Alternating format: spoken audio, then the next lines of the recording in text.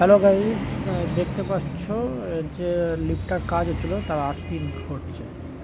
এই যে নুন, কাঠ, কয়লা সেই দিয়েই আর্থিং হয়।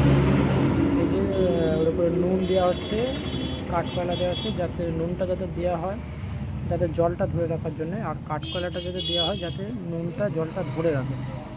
এই যে আর্থিং কমপ্লিট। এবার এখান থেকে জিআই তার 8 mm কপার তার, সেই তার এখানে ওয়েস্টিং হয়ে সোল্ডারিং হয়ে যাবে আপনার প্যানেলিং বক্সে। এই যে দেখো কপার তার 8 mm রোল থেকে পার করা হচ্ছে, এখান থেকে তারটা ওয়েস্টিং হয়ে যাবে। ভালো লাগলে লাইক, কমেন্ট, শেয়ার, সাবস্ক্রাইব করে দেবেন।